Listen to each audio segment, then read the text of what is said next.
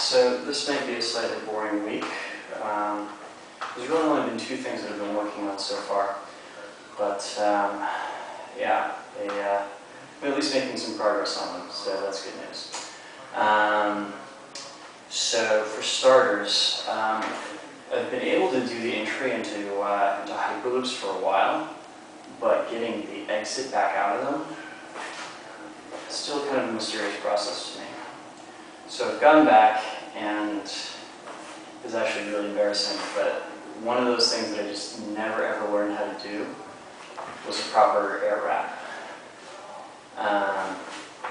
I'm totally expecting to get mad flamed in the comment section by people who believe that this is like one of those basic skills along with weaves and butterflies, but yeah. I'm getting it about 9 out of every 10 times now.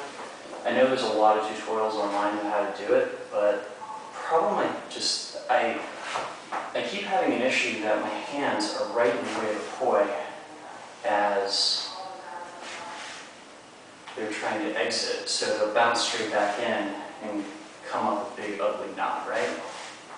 So I don't know. I've been having mixed luck with finding ways out of that, figuring out proper timing, getting my hands out of the way, proper orientation to make sure they're not in the same plane long enough to be of any kind of problem.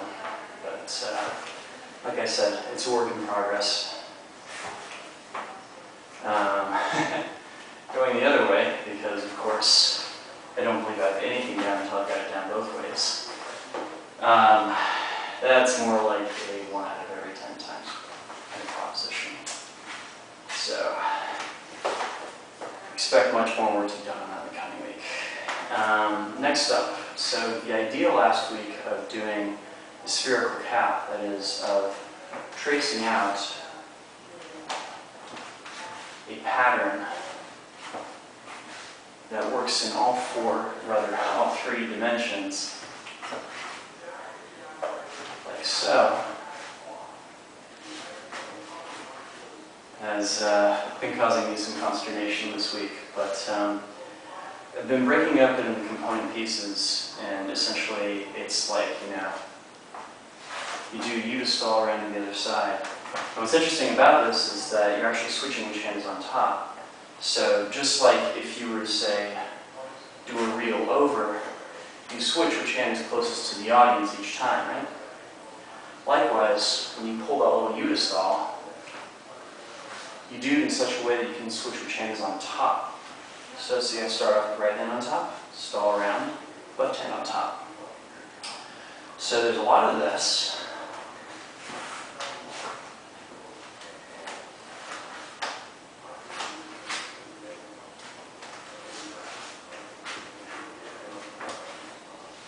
And once you get to the other side, then you have another issue to deal with, which is that you need to stall one hand up and one hand down and do a split time butterfly motion over, like that. And the real problem here is that you actually have to cross your hands over each other. And when you get to the other side, switch back out of the split time butterfly, right? So altogether it is you to stall around, stall up and stall down, cross your hands over each other, stall around, stall up and stall down, cross your hands over, and back.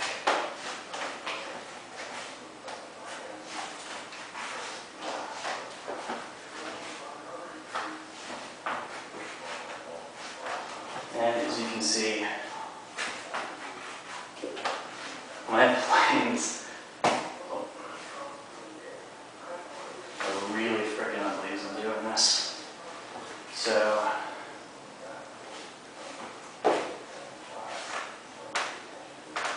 yeah. So more work needs to be done on that, but it's coming along, and hopefully there'll be some kind of demo out of it. If nothing else, it's so cool to be able to do something like that where you do that sweet crossover pattern and you can come out of it in a different kind of way. Like so. more bread to find goodness out of, boy. Yeah. Anyway, so thanks for watching, guys, and I will see you next week.